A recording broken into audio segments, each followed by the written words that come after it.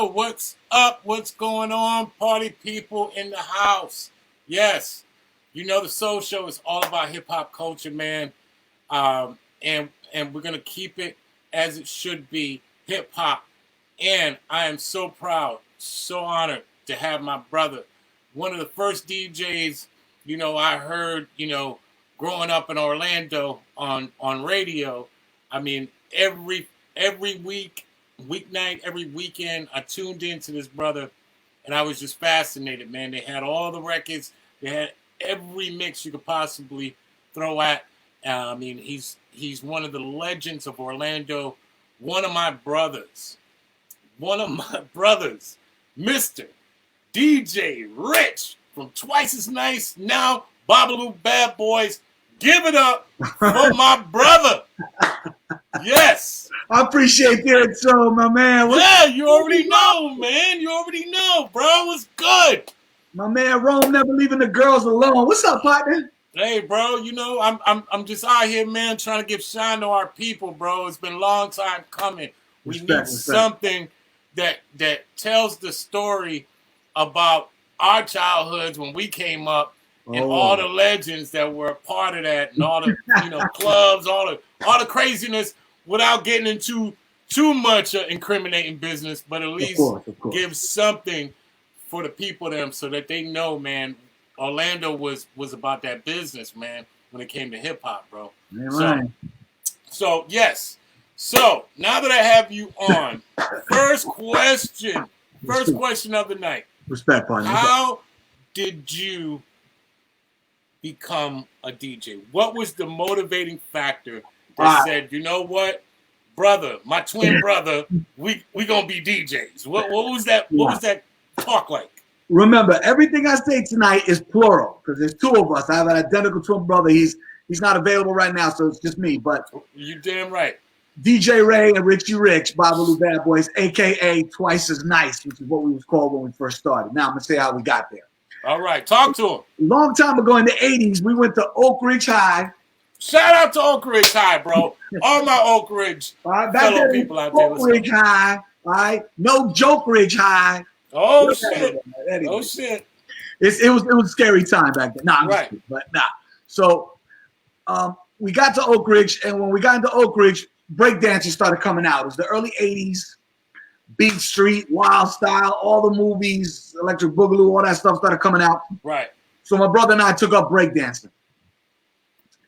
So as we were breakdancing and learning, we started, because we were natural athletes, it was real easy to get into breakdancing.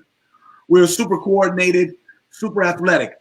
So now, when we started getting, we realized we were really good. So with that, we needed good music.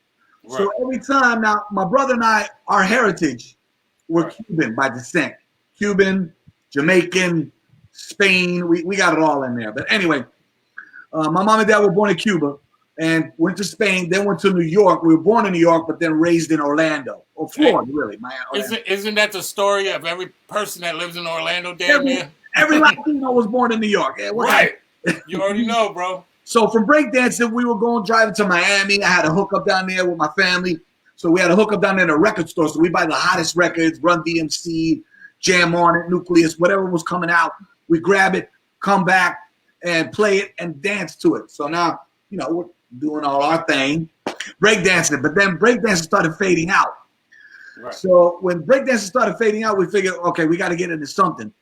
And it just so happened that one of my friends was like, yo, I know you got a lot of records, kid. And why don't you bring them to my house and just play them? So we're like, all right, cool, whatever. Well, so we went and we started dancing in the living room, but we were playing the records one by one. And from there, we were like, you think we could, we started breakdancing in a nightclub and it was fading out. And we would look at the guy playing the music.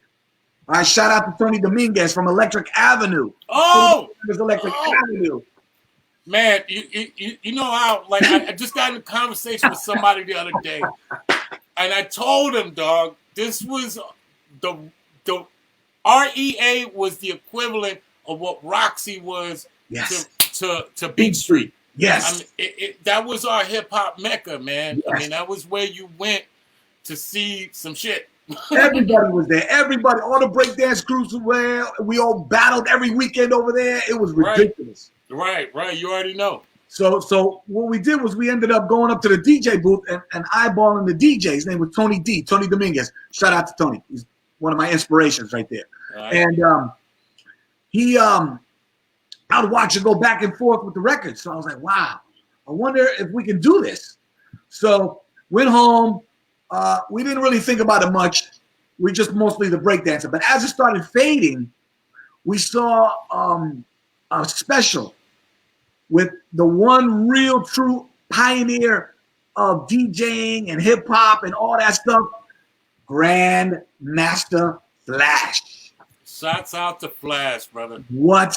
When I saw him doing the flash fade and the flash scratch and rotating, juggling, beat juggling, that's when I knew, we both knew, we definitely wanted the DJ.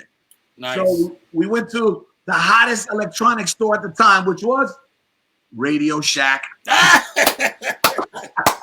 Yo, no, dude, you can't be a DJ, at least back then, and not have went to Radio Shack once. I mean, that's crazy. That's required. So we took my mother's setup, my mother and father's setup one day, which everybody had the double cassette on top, yes, the sir, equalizer, the turntable, and the tuner with all the the radio, I'm saying, that whole little setup. Right. We took that with the case, brought it to a friend's house, and then we bought a realistic turntable from Radio Shack and a realistic little mixer. Didn't even have a crossfader. There was a little clickers on it. Clickers. Oh, wow.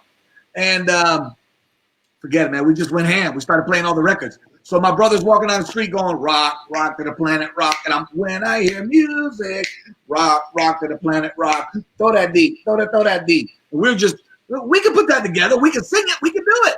Right. DJing was born. Nice. So I know coming up DJing, part of the DJing, culture, I mean, if you and your boys, well, in your point, your brother, right, are DJing, it's automatic battle time. Like every time we get on that damn thing, it's a fucking battle. We're going for hours. Big time. How was that growing up with your brother DJing? Like, would y'all like piece out everything y'all did, or how did that go? Luckily, my brother and I were very grounded. We were real fortunate to have two parents that were there. They're still together. They're still in Orlando. I visit them in Kissimmee all the time. Salute. So they were very grounded and taught us to be grounded. So, all right, did we have a little bit of ego? Maybe a little bit, but not enough that we couldn't prosper more. Thinking of the dynamic duo tactic. Right, absolutely. Well, back then, to be fair, that was the thing, man. I mean, every group damn near had two DJs. Dougie Fresh, Rob Bass. That was like the norm. You had to have like two DJs on So deck. We would do not only double up on a contest where one would host, then we go back and forth and do tricks. Like I would do backflips. Because remember, we did breakdancing, so I would stand there and Ray would put his foot on my leg, because I'm in crouch like a horse stance. He put his foot, get on my shoulders, put his foot on the turntable. I got my hand on the crossfader. We do tricks back and forth, rotating around and around while we're beat juggling.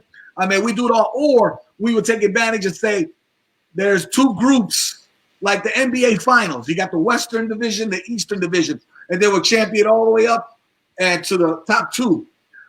We would be like, whatever, you go on that one, I'll go on this one, and we'll meet at the top if we can make it. That way we can get first and second, or second and third, or third and fourth, and we'll get more prizes that way. Dope. So what was your guys' first battle? Where was the first spot that y'all one of the biggest battles I think was in Tampa. There was a big DJ battle in Tampa that we went to, and it was people from Atlanta. One guy was from New York, a couple from Miami, one dude from Chicago. He was pretty cool. He pulled out a plunger and started scratching. I was like, damn, I would have never thought of that one. So whatever that was. But we went to the Tampa battle, and I won first place. A guy named Storming Steve from, I think, the Chicago guy. He Right. won second. My brother won third, and some other guy won fourth. I think he was from Miami, if I'm not mistaken. But that was one of the first ones. It was a national contest, big contest, and we did really good on that one, man. If you DJs know, I won a Technique 1200. Nice. Awesome. I Nice. won a bag for the records, and I also won like $100 bar tab. And I'm like 17 years old. Really?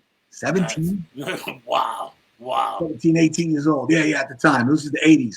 Oh, So nice. then when we came back, we took that Technique 1200, bought another one, and that was it. We started doing parties. So now we're going to a ballroom like the Roadway Inn or the Holiday Inn on OBT or 441, whatever it's called now. Right. And we would get in there, and then we would basically rent the ballroom and then go back to the school, Oak Ridge, get my graffiti artists, because now we're B-boys. So breakdancing, graffiti, all that was in it. I got my boys, yo, tag me up a flyer. We're going to pass it in school. We're going to get people to go to this ballroom. And that's when we started doing it. And then little by little, we got so popular, and it was getting so big that we started passing out flyers in all the high schools. West Orange, Edgewater, Dr. Phillips, you name it, all of them. Right. And now we got 800-900 kids going to our parties in huge ballrooms. The problem was a lot of fights. Right. A lot of gangs, sometimes shootouts. And this was during the 80s, correct? During the 80s, early 90s, yeah. I graduated, all of the 80s, because I graduated high school in 86. Yep. So back then, Orlando was different back then. Oh, yeah. It wasn't sleepy Mickey Mouse town. It was. Nah, bro. It was tough. Man. It was tough out here. And everybody repped their area hard. And shouts out to Oak Ridge, because a lot of hip-hop dudes came out of Oak Ridge High School, for real. Oh, yeah. Big time. And then, so you got the battle, you started working the halls. What was your first, quote unquote, real club that you did? Okay, this is what I was leading up to. What it was basically my brother and I. At this point, one of my boys had gotten shot. We're taking baseball bats to parties now, just so that nobody steals our equipment when a fight breaks out. Shootouts. It was getting ridiculous. Right. So my brother and I were like, look, if one of our friends gets hurt, or even if it's a total stranger from one of the schools gets hurt at one of our parties, I can't live with that. So after the party and after we cleaned up the blood and after everything, we were like, look, it's over. We're never going to DJ again. And we were going to call it rap. It was over. Right. We were going to stop DJing. And an old promoter, breakdance promoter, came to the party at the end of the night and was like, hey, I'm opening up a club downtown, in the middle of downtown Orlando. It's the old Beecham Theater. Okay, we're gonna open it up. Speak on it. Yeah. Speak on it. And we're gonna rip out all the theatrical seats. We're gonna rip them all out, and we're gonna open it all up and make it into a club. Wow. You want to bring your people there? Shouts out to the Beecham Theater, bro. Because, I mean, dude, that's like historic, right? I mean, at the end of the day, that was a theater. I mean, everybody knows it for a club, but it was an actual theater. Theater. Props going up and down. People don't know this, but we got in there, and we under the stage. There's a tunnel that goes across the street, Orange Avenue. There used to buildings, because there used to be a hotel that people change and go under.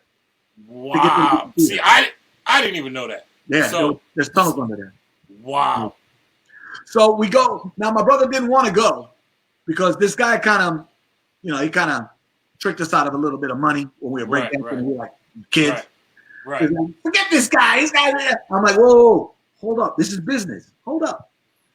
We should definitely do this. He'll get all the liabilities. We won't get all the money, but we're going to get enough. Right. I think we should do this. So we did it. Now we're at this club called the Orlando Palladium. Oh, right? Wow. Shouts out to the Orlando Palladium. Yeah, man, the Orlando Palladium. And, everybody asked me, oh, you're so lucky. You were in the right place in the right time. And I tell people, this is my answer. Everybody has a right place and a right time. Exactly. The problem is you don't remember the third part of it. The right place, the right time, and prepared for that right place, the right time. People get opportunities more than you think. Right. You're not either prepared or you're fearful and you don't want to accept it or go for it. Right. And sometimes that's just not your time. True too. You know, sometimes it's just, you know, that's for someone else, and maybe God sometimes says, nope, go this way. And that's good. And that's a good thing either way. Yeah, just wasn't your path. No big deal. Right. You want to influence other people in other ways. That's all. Exactly. Talk about it, brother. Talk about it. Talk about it. With that being said, right at that moment, we got like 1,500 kids. Crazy packed in the Beach of Theater. It's ridiculous. Wow. Right at that moment, right place, right time, 102 Jams opens up and debuts. Boom! 1988. Wow. They open up. So my brother and I are like, okay, FM playing urban music. Right. This is a signal from God. It's got to be. This never happened before in Orlando. Right. And I remember that. I'm a kid in Howard Junior High, and 102 Jam debuts, and it was like, yo, we got hip hop on the station. Like, it was, dude. And I remember those first few days or weeks. It Takes Two literally ran nonstop. It felt like every 10 minutes was playing, and it was just awesome because that was such a big song. No. Jam on it. Jam on it. Jam on it. Jam on it. 10,000 like a week in a row, like a whole week straight. Right, bro. It was just awesome, man. At the time, I remember like, damn. I mean, I love that song. I was a breaker too, and I'm like, damn. They playing that shit every time. It was fire. So we said, these people are playing our music. We're the only club playing this type of music anyway. Right. So we decided, I'm going to call the radio station and invite them to the night, to the club. So that's what we did. We called the radio station. We made these little crappy business cards, said twice as nice. Nice. And our phone number. And nothing else on it. We didn't know what to put on it. We don't know nothing about business cards. Right. So we're like 19, we don't. Right. They came, they saw us, and forget it, man. We were, the roof. And you just said something that was dope, too. I mean, and to all the kids out there, all the youths, you know what I'm saying? They took what they had. They took business cards and then said, you know what? We're going to take a chance. Hey, they can say yes or no, whatever, but we doing it, damn it. Right place, right time, and being prepared. Right. That's why we got the business cards. If they ask, wow, there you go. Right. If they don't, no harm, no foul. Right. You never know. Right. So we up there, they come in, we put them up on the balcony with us, and forget it, we're backflipping, breakdancing, we're on the microphone, getting everybody riled up, we're playing all the hits, we're on 4 turntables. I'm on 2, my brother's next to me on his 2, and we're going 4 deep and mega mixing, and we're killing it. Right. So after the night, they were just like, wow, these dudes are ridiculous. I've never seen anything like this. This is unbelievable. Right. So, but obviously we had nothing to do with radio. We don't know nothing about radio. We never even went to broadcasting school. I never even thought about being on a radio station. Right.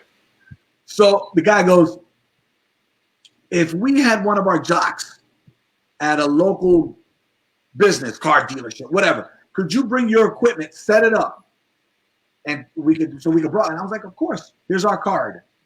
Give me a call and let us know. We'll be happy to help. So we did 2 remotes with Bartel. Bartel, R.I.P., brother. Yes. Respect. We did a couple more. One with Eric D. and one with Bartel, And the guys were like very impressed. We were on time, professional, catered ourselves and handled ourselves very professionally. And so because of that, they were like, look, these guys aren't just some twin thugs from the street. These guys are professionals, and they know what they're doing. They're super talented, and let's see what's up. Now, they were short a lot of things, equipment for the remotes, and they didn't have turntables to do mixes, but they really wanted to do mix shows. Right. So they asked us, would you bring your turntables up and do mix shows? And we're like, right. Yeah, okay, whatever. So we went up there, but the program director was like, all right, hold on. You've never been on radio? And we're like, no. All right, I want you to before you do the mix, I want you to come up 2-3 hours early, write down what you're going to mix for that hour. Right. And I look it over. I'm like, all right, cool. So I give him the piece of paper with all my songs on. This is what we're gonna do for the hour. No, yeah, no, yeah, no. Oh hell no. And I'm like, no, dude, those are the hottest songs in the club. And then he had to break down to me, obviously, the club is this much of a percentage of radio. Right. And a lot of people don't realize that, man. People, you take every club in Orlando, what is it? 1,000 here, 200 there, 600 there, 50 there, 100 there. Add it all together, what? 5,000? Maybe eight? Maybe eight? There's 1 million people in Orlando. Right. I'm like, wow. That makes sense. Right. And radio is a business. Yeah. You know, just for all my young people that's trying to get into radio, that's what that is, bro. It's business. I tell people all the time, DJs come to me throughout the years, back then, Miami, wherever. Bro, I want to be on the radio with you. I'm like, no, you don't. Right. I know who you are. You're a club DJ. You don't want to be on there. You don't want to introduce Justin Bieber 50 times a day. You don't want to do that. Okay? Right. You don't want to introduce some corny song that you hate. Right. 50 times. Do the stanky leg 50 times a day. You don't want to do that. Well, talk about that for a minute. Talk about how radio tends to constrict your natural vibration. As a DJ, everyone has a vibration and a frequency that they flow to that's unique to them, and then what the radio wants sometimes is you to be a generic person. Eliminate that personality from the music and play exactly what's being told to play. Well, you almost have to be an actor. Think of, Robert De Niro, Al Pacino. You think of them as, good old Italian boys, but they're not. They're just people. Right. Most of them are not even Italian. It took a long time to figure out that Tony Montana was Italian. He wasn't even Cuban. It's Scarface. So these are actors. Right. You're acting. And what radio does is so, like you said, general and broad. Okay. Like my program director, I would be like, no way Tribe Called Quest is going. I can't take Tribe Called Quest off. I got to mix this. Right. Oh, Rich, would a 13-year-old white girl in Windermere sing that song? Right. No. Then why are you playing it? Which is crazy because let's like I said, let's stay right where you're at. Yeah, right. Moment time is you're back then, the 80s, 90s, early 90s on radio during a time where there's really not access to music. Shit, I was getting tapes from Red Alert and Molly Mong, and Funkmaster Flex, having to get those tapes because we didn't have access to all that. Oh, music. Yeah. Absolutely. I had to Molly Mall, put the gloves on Molly from the top of the Gorilla building. We transmit live over New York City. Red DJ, Red Alert. Woo! Right. And Flex. I used to listen to Bad Boy Bill, DJ in Chicago, and Jumping Julian Perez in Chi-Town. Right. The Latin Rascals. They used to do real big mixes in New York. Way back in the day, I used to listen to Sway and Tech.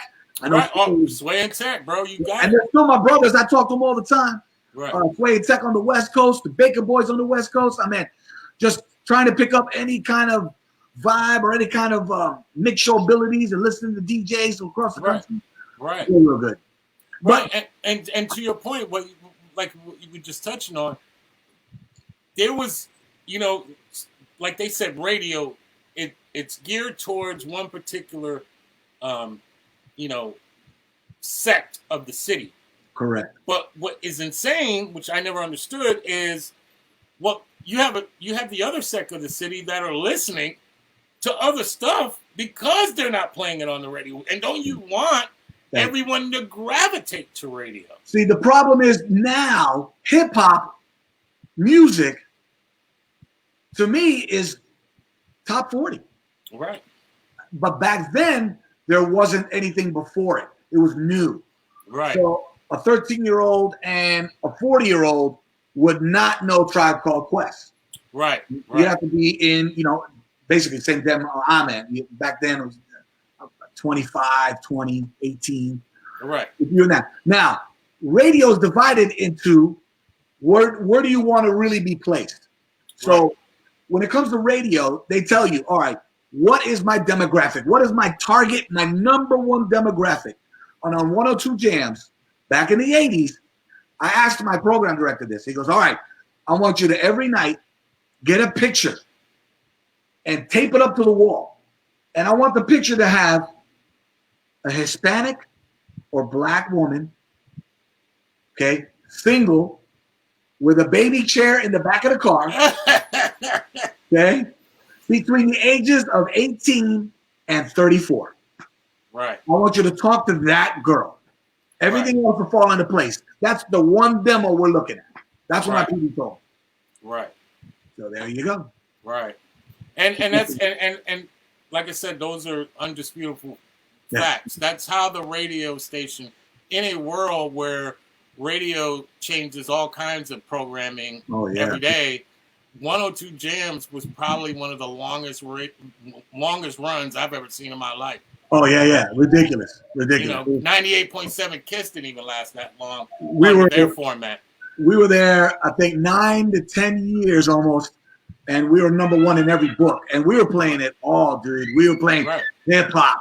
We were playing freestyle music. Right. We were playing dance music. Right. I mean, we played it all on our show, at least, because we thought, you know, we told our boss, look, we could kind of expand as it goes later into the night, around midnight, and we would start doing it all. So we was and I remember that y'all weren't playing after midnight. Y'all definitely weren't playing the stuff y'all were playing earlier. Yeah, you know, and that was great. That was great for Orlando because, I mean, like I said, that was a time where you had to have radio. I can't. Layla's crying. I know, but Layla, I'm doing an interview. My kids are here. Leave her alone. Come here. Come here. Yes. You want to be famous? Okay, be famous. Here. What's up, Mama? Say hi. What's up, Mama? Say hi. So I want to be on TV too. Hi. Say hi. What's up? My wife should be getting here any moment now. I heard that, brother. The babysit the kids. Shouts out to all my married folks. Y'all know what time it is. And so from there, that's how we was on 102 Jams. Now, to keep going, you want to keep going or what? Yeah, let's go. Let's go. Talk about it. It just so happened, right place, right time. Right. The people that owned the radio station, 102 Jams, it was called Beasley Broadcasting. Wow. They owned Power 96 in Miami. Really? Oh, yeah. They owned that for a while, and then they wanted to branch out to Orlando, so they bought that 101.9, turned it into 102 Jams. Right. Then in 1996, our glorious Bill Clinton signed a deregulation law, a law that deregulated broadcasting. Wow. Deregulated broadcasting. Hey, you going to make me discipline you on video? Because it's going to go down. Okay? Live and direct. I got a garage full of papa waiting for you. Calm down. Layla's on because she's calm. You're not. Calm down. Come here. Say hi. Come here. Come on. You want to say hi? This is my 2-year-old daughter, Layla. And this is my 8-year-old son, Mason. What's up, Mace? What's going on, man? Welcome to the world. All right, I get out of here. So, it just happened they bought. Now, Bill Clinton deregulated broadcasting, which was really meant for TV. So, I don't want to be too hard on Bill. Right. And so, with that being said, he deregulated broadcasting, and that's when all the corporations started swallowing up. iHeart was born. All the big super conglomerates started swallowing up radio stations all over the place. Right. So that's when we decided to make a call to Miami, because now we got nobody up here. They changed management like 6 times. We don't know anybody up there anymore. So we called Miami, told them, hey, you guys got room for a couple of, Cuban DJs in Miami? Right. The Cuban capital of the world. Right. And they said, no problem, come on down. And that's how we got the job down at Power 96. Nice. Now, when we got down there turned out to be a group or a crew or something that was forming or getting famous called Twice as Nice. So my PD, my program director, was like, we got to change your name. So I was like, I really don't have another name. My brother and I sometimes say, because my mother's favorite show was I Love Lucy. Right? And in the I Love Lucy show was with Desi Arnaz, the guy, Mr. Babalu. Mr. Babalu, bro. Babalu. And so we sometimes say, yo, we're the Babalus on 102. You know? Right. Right. He goes, Babalus. Yeah, we could be like the Babalu Bad Boys. Right. So he was like, all right, cool, let's do it. So we did it. We were stuck with Babalu Bad Boys, which worked out pretty well because then we started doing things like, well, we need some Babalu Bad Girls to call the radio station right now. And we'd have Babalu Bad Girl calendars and contests. Oh, and wow. Yeah, it was Miami was. So what year was this when you? Now, it was the 90s. So 90s. The 80s was and early 90s, and then the later 90s, like from 97 to about 94. Well, anyway, we were in Miami for about 6 years, something like that. And so I love this COVID. I love this COVID. So we were in Miami for the late 80s, probably most of the 80s and early 2000s. So when we were there, forget it. It was ridiculous. We did the night show. We did all the mixed shows. We had everybody popping. We got the best DJs to come up. Dude, and Power 96 in Miami was insane. It was disgusting, dude. We're on South Beach. We're in the Grove, downtown. Late night parties with Madonna, Prince. Right. You know, all the superstars are coming out to all the events that we were doing. BET, Spring Bling. I mean, the list goes on and on and on. Right. It's crazy. Actually, it was so ridiculous. We would fly every Friday night. We had a club owner in the Grand Caymans that would fly us over there every Friday night to DJ there. So at the passport, check our luggage for weed, you know, the whole thing. Wow. And it was ridiculous. So every Friday night, we'd be on a plane flying over the Grand Caymans. We did performances in Vegas, New York, California, even in Italy. We DJ'd out there. It was kind of cool. Milan. Awesome. Right. And those are around the times where Khaled just got down to Miami. Yeah. And started, you know, setting up his shop down there in that. Khaled, that's my boy. Good guy, dude. Matter of fact, every time, I love this guy. I know a lot of people look at him and they're like, oh, he saw this. Look, he's still humble. Yes, sir. Every time he's DJing in a club or an event, and I'm there, and he'll see my brother and he'll see me, and he'll say, yo, stop the record. Yo, that's my family right there. Yes, sir. Yes, sir. Yes, Those sir. were the first dudes that put me on radio. Because he used to be a little dude, a little guy, and he would come up to 102 Jams because he lived in Orlando. Right. And I would put him on. I said, come on, get on, man. You sure? I'm like, get on, dude. Get on the radio. Have some fun.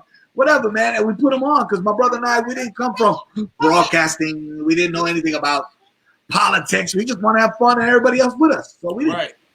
So we put him on the radio and he was like, wow. And that's, you know, from there he blew up and took off. Right. And and shouts out to DJ Nasty because same thing. Right? Another one of my brethren, man. That's my boy too. Love that cat. We put him on as well. We do parties and I always go to his. He come to mine and Nasty's. I mean, all the DJs in Orlando, Nasty, Khaled, Magic Mike. Magic Mike. That's my boy. Jimmy Jam. God bless his soul. Jimmy Jocelyn. Yes. So many DJs. I can't even name them all, man. It's ridiculous. But so many, and they all came up. And we do parties at the New Kids on the Block and all these boy bands that came out of Orlando too, and Sync and all these people. Right. It was just it was a good time, man. A lot of things were going down. Well, you're listening to the Soul Show with your boy Rome, and I got my brother from another mother, the Cuban bad boy. Yes, DJ Rich Babalu on here live. When we come back, man, we're going to chop it up about some of the craziest things he's seen since he's DJed, and we'll be right back with that. Don't move. Don't move.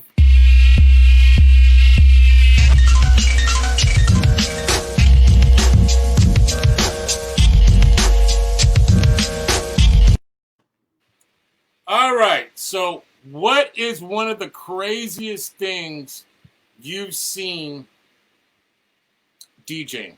All right, you ready for this? Long time ago in Orlando, I'm at a club called JJ Whispers. All right. Shouts out to JJ Whispers. Off of Lee Road and I-4. Not the new JJs, the old JJs across the street from Breakfast Club, homie. Nah.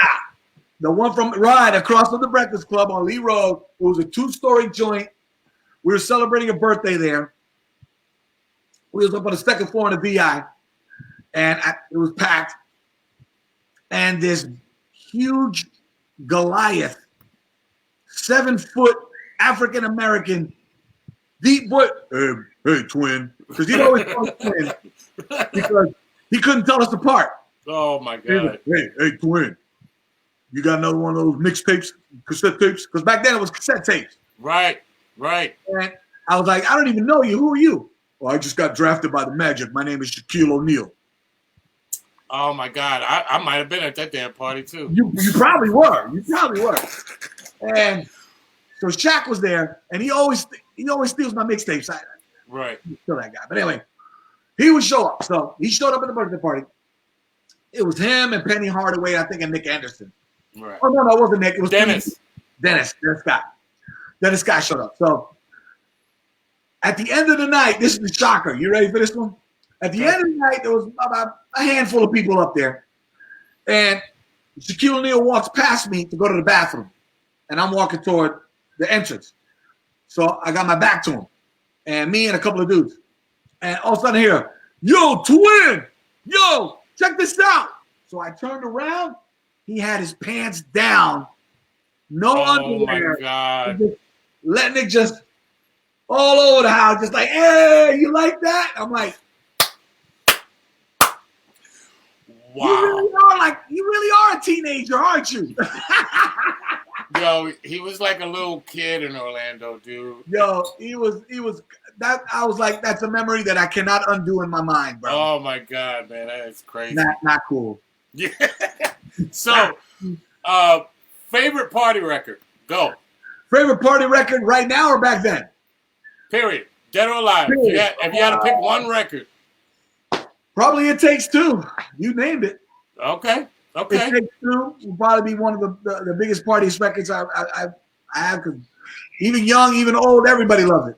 Okay. Yep. That's definitely a party starter, bro. You put that on. I don't care if it's Christmas, if somebody's working. You put that on, it changes the entire mood. It Takes Two.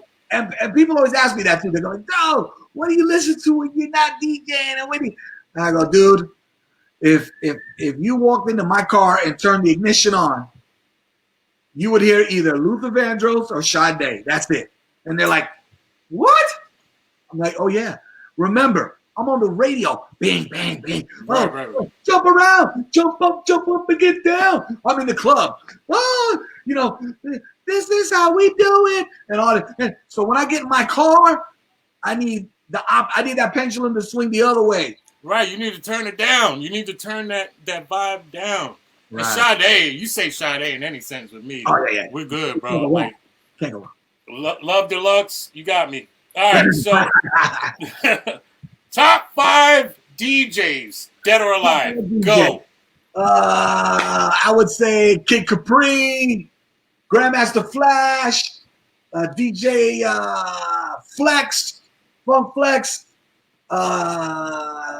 Tech from Sway and Tech, and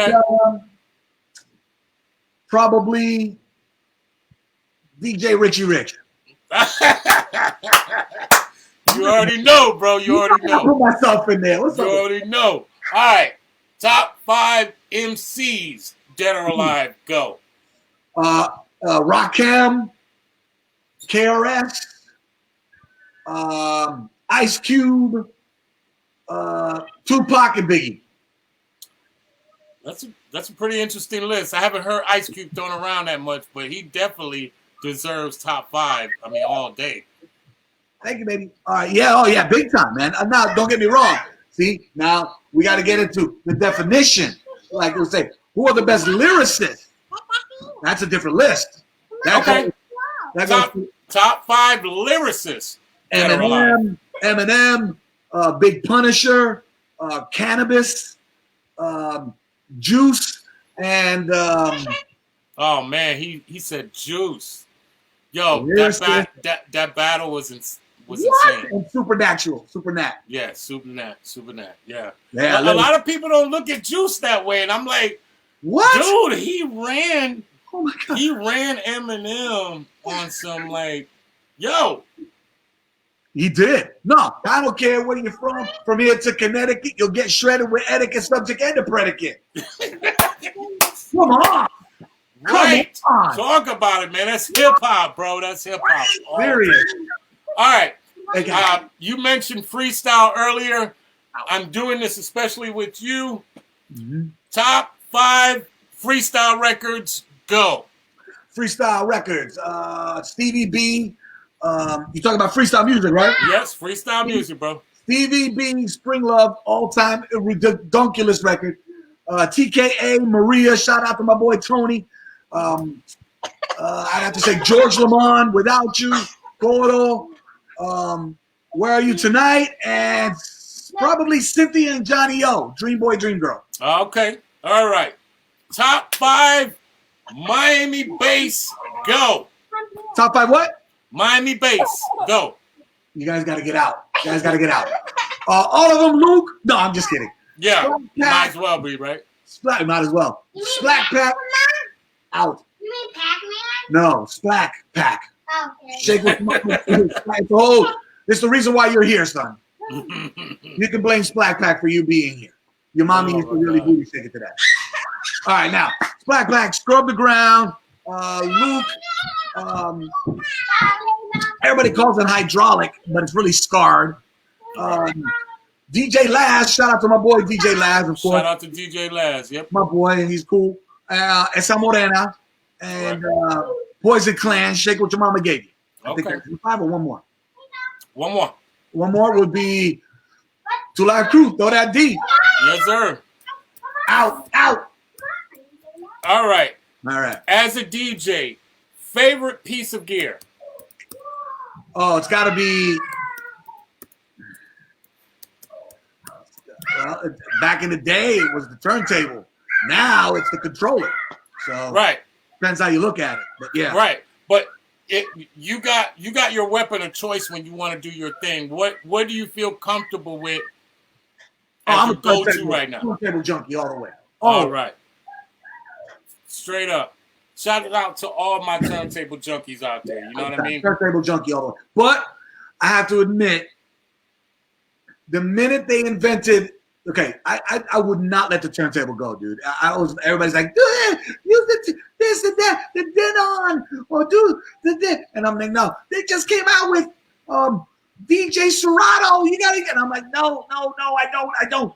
But the day they came out with the music, what do you call that? Music tempo or the music? The BPM.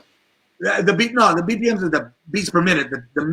No, it's the You know how you speed up a record on a turntable, but if you speed it up too much, it sounds like the Chipmunks are on that record. Right. When they came out with the music tempo is what they call it, a music tempo switch. Yeah, the pitch and time. It's called pitch and time. Yeah. That you could speed the record up almost all the way, if not all the way, and it would not change the pitch. Right. That's when I gave in. I had to, because that opened up my library now. I can mix songs I could never mix before. Right. And credit Serato, it took a while for them to get it right. I mean, they weren't right out the gate. No. But once they got that shit right, it was like fire. Why am I ever gonna carry a record? Exactly. Ever. So I took a 2-car garage full of records, and it took us about 2 weeks straight transferring every single one of those to digital. Right. What's the farthest you ever carried a crate of records? Wow. You hear all kinds of horror stories. I had to walk up 7 flights of stairs. I had to walk a mile or two. Yeah, I had to walk. Yeah, wow, man. Like, the clubs were easy, thank goodness.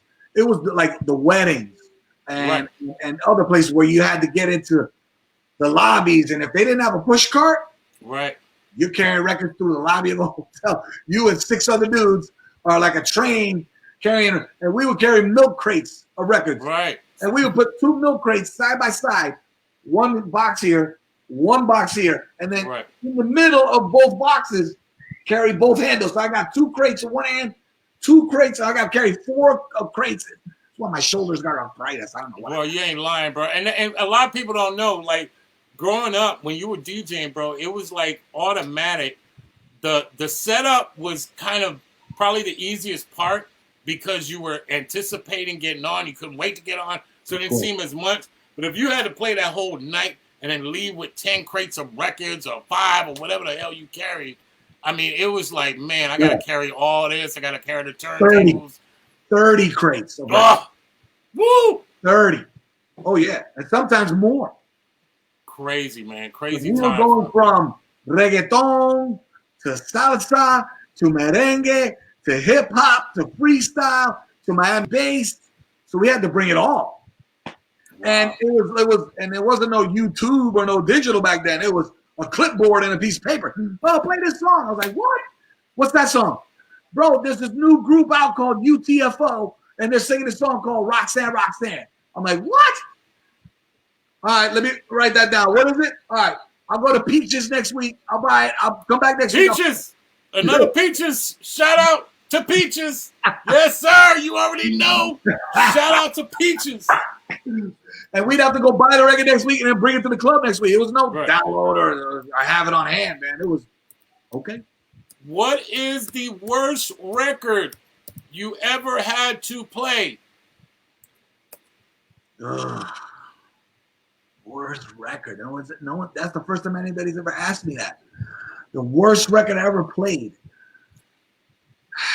Probably. All right. I was in a Powerhouse concert. Okay. Now this is like New York, like the Summer Jam in New York. It's basically the same thing in Miami. A whole arena, 20,000 people, and we're playing, and I'm playing for these people. 20,000 people or more in a whole arena. I got it rocking. Wow, wow, wow. And for some odd reason, I can't believe I did this. Oh my God. There's a song that was real hot at the time, and I was doing a hip hop set, and my program director goes, "You got to play that Monique song." You think you're better off alone. Oh no. And I looked at my people like, dude, I don't think that's gonna fit, bro. That's hot. You got to play it. It's my boss, so I was like, all right, I played it. When I started playing that song, everybody just shoot. You could hear a pin drop in the arena. I was like, oh. And everybody started like, what are you doing? They're throwing cups up on the stage, and I'm like, oh, my boss just killed it, ruined it. So that was probably one. Okay. What if you had to do differently? If looking back in retrospect, if you had anything to do different, if you could do one thing, what would that be? All right. I've been asked this many times. All right. If someone asked me, if you had a time machine, you could make one jump, what would you go back and change? And my answer to them is nothing. I would not go back. I would not change anything.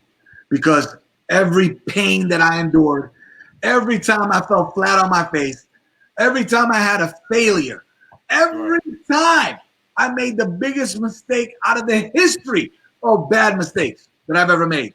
Right. It has carved my character and made me who I am today. So I need my pain. I need my mistakes. I don't want to change nothing. I heard that, man. That's a wise man right there, man. Shouts out to all the people that have been checking in throughout our conversation. My brother Remington Steele on the check-in. He's laughing his ass off. Jesse Jazz on the check-in. Jesse Jazz? On the check-in. Caesar, what's up, kid? My man Akai Star was good. Yeah, he's from the West Coast. That's love right there. Yes, sir. My man JM Break on the check-in. Yes. He's gonna be the next mayor of West Palm Beach right there. Oh, nice. We got Esther Martinez on the check-in. That's my baby girl. We were this high when we first grew up together. My Cuban little sister, and she's awesome. Wow. We got my man John Mann on the check-in. He says, "What's up?" Yeah, my boy Jonathan, that's my man. Yes, sir. Yes, sir. And then Ronaldo's on the check-in. He says Serato Picture Time came out before the Serato DJ program. It did. Yes, they did. And that was the switch. When they came out with that Serato video and that Picture Time, it was a wrap. It was like you could because everything else a DJ said you could do that on a turntable. You could do that on a turntable. Right. When that came out, hey guys, I'm doing an interview. We need to come on, go. Anyway, good luck with your kids, everybody. Very important. Birth control, very important. I heard that. Nestor said, "What's up, Babalu?" That's my dude right there. Number love and respect. I work with that cat. That's my boy. That's my partner. Yes, sir. Dallas is on the check-in as well. Dallas. I used to work with her and her hubby. I love her. Remember Mike. Dallas, you know I got love for you, girl. So yeah, man. I mean, I'm so honored that you came on the show, bro. Because I appreciate it.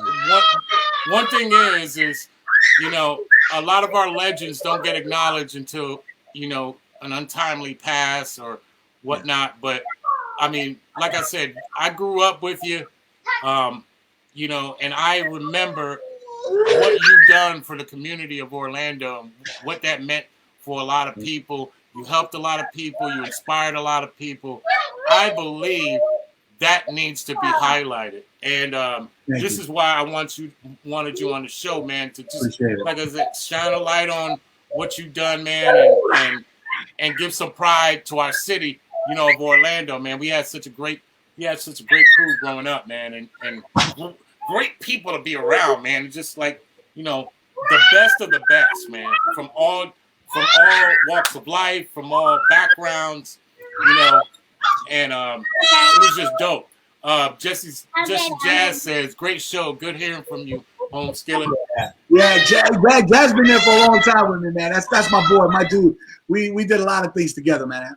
Yo, Clay Dudley said, "Original Scats crew." Come on, bro, Scats. What y'all know about What? It's crazy. Scats is all the same. That was a teen club for dude. That was my spot, bro. That was like the first club I ever went to, like real club I ever went to in my life, and it was like off the chain. Oh yeah, it was crazy. That. I used to have so many memories from not only breakdancing, DJing, the whole thing. It was awesome. Oh yeah, man. Those are the days of the Latin boys. DJ Quest, aka Big Haiti. Salute. Oh, Saboise. You already know, man. Nabule, what's up, partner?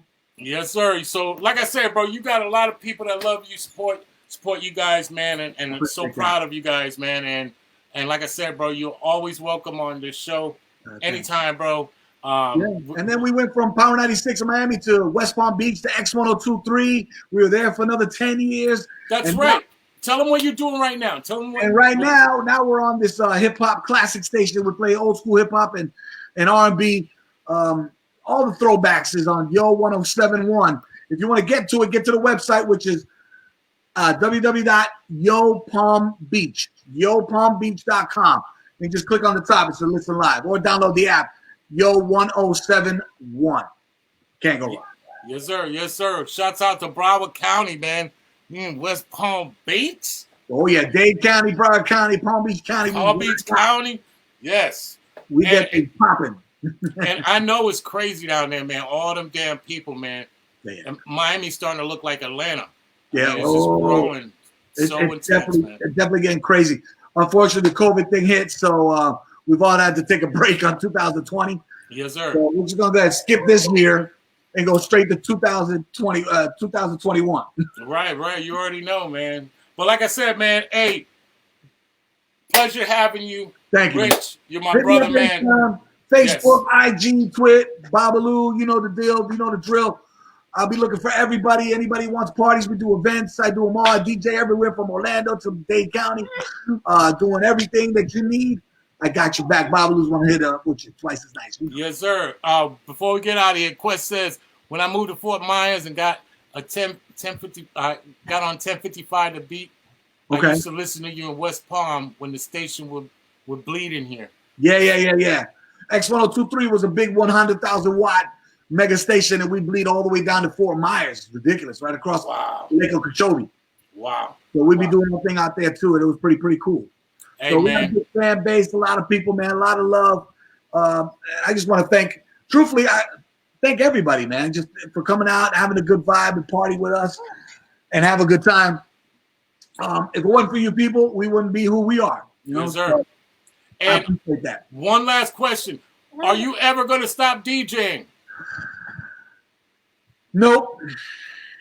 I am a DJ through and through, not a die.